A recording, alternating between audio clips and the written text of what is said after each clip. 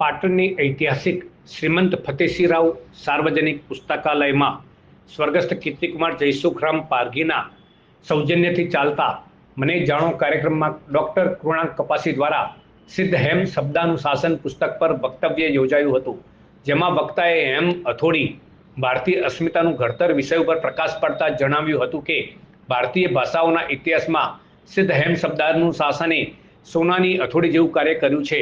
શ્રી હેમચંદ્રાચાર્યનો જન્મ વિક્રમ સંમત 1145માં કાર્તિક પૂર્ણિમાના દિવસે થયો હતો.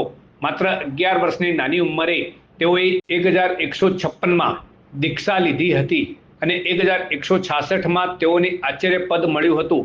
તે વખતના રાજા સિદ્ધરાજ જયસિંહના પરામર્શથી તેઓએ ભારતભરમાં કુલ 300 કૃતિઓ તૈયાર કરાવી. તેમાંથી તે વખતની ભાષા સંસ્કૃત અને પ્રાકૃતના સમન્વયથી સુંદર વ્યાકરણ ગ્રંથની રચના કરી, જેમાં તેઓના જુદા જુદા 8 અધ્યાયમાં આ સિદ્ધ હેમ શબ્દાનુશાસન ગ્રંથની રચના કરી હતી. ડૉક્ટર કપાસીએ વધુમાં જણાવ્યું હતું કે આ ગ્રંથ અને અન્ય ગ્રંથોનો અભ્યાસ પાટણની અને અન્ય યુનિવર્સિટીઓમાં ભણાવવો જોઈએ. આવું થાય છે કે ભાઈ સંસ્કૃત શબ્દ જે શબ્દકોશ હોય, પણ કેટલાક શબ્દો જે એટલા પ્રસિદ્ધ હોય તો એને જે છે ભાષામાં ઉમેરી દેવામાં આવે છે. તો અહીંયા જો ઉણાદીશ પ્રકરણ છે, એના કેટલાક શબ્દો જે છે એ આપ્યા છે.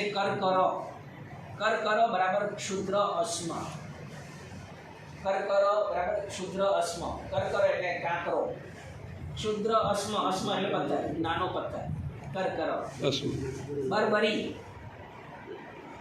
બરબરી કેસ વિશેષ બાબરી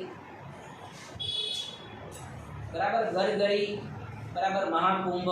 આ બધા એમણે ઉણાદી પ્રકરણમાં આ બધા શબ્દો આપ્યા છે કે ગરગરી આપણે ગાગર કહીએ છીએ, તો મહાકુંભ એટલે ગરગરી એટલે શું? મહાકુંભ.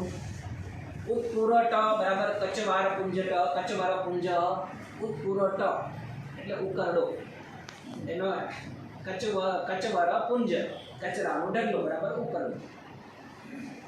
વરંડ